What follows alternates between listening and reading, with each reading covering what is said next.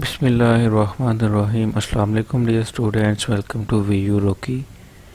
तो जी dear students, आज की इस वीडियो में हम लोग देखेंगे CS 601 डाटा कम्युनिकेशन की जो असाइनमेंट नंबर 1 है सेमेस्टर स्प्रिंग 2024 के लिए। तो इसकी जो लास्ट डेट है वो 30 अप्रैल है। तो उसके बाद आप लोगों ने इंस्ट्रक्शन जो गिवन है वो पढ़ लेनी है एक दफ़ा।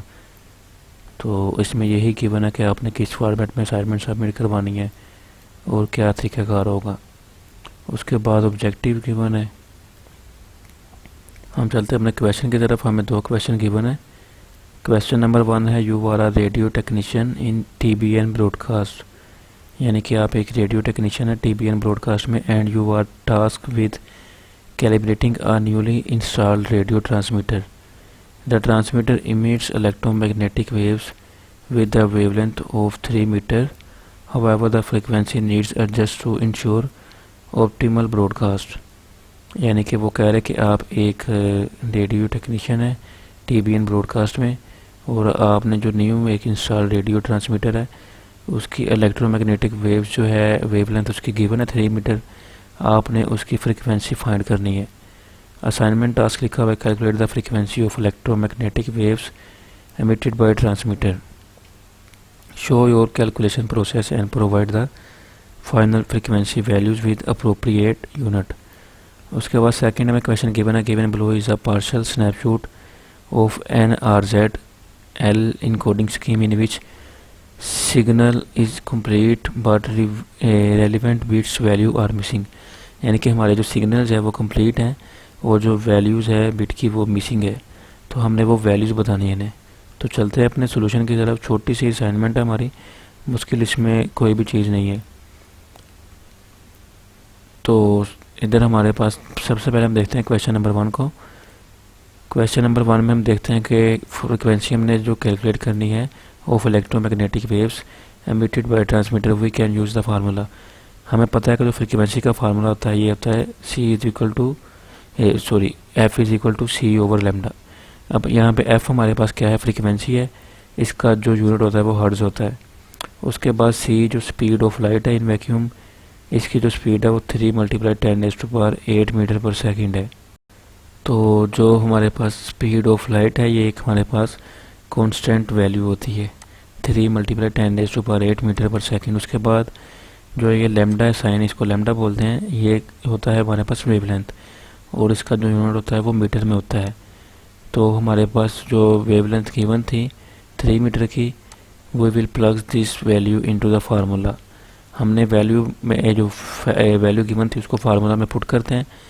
F हमारे पास आ जाएगा, पहले हमारे पास है C की वैल्यू आ गई 3 × 10⁸ मीटर पर सेकंड, डिवाइड कर दिया उसको 3 मीटर से, क्योंकि हमें जो लेमडा है वो 3 मीटर गिवन है। तो इसको जब डिवाइड करके सिंप्लीफाई करेंगे तो हमारे पास आ जाएगा 10⁸ hertz. So the frequency of electromagnetic waves emitted by transmitter is 10 hertz, 10⁸ hertz. Question number 2 हमारे पास है। तो यानी कि हमें एक non return to zero level encoding scheme given है जिसके सिग्नल्स कंप्लीट हैं लेकिन इसकी बिट्स की जो वैल्यू है वो मिसिंग है। हमने वो लिखनी है। अब देखने हैं कि वो किस तरह से लिखेंगे।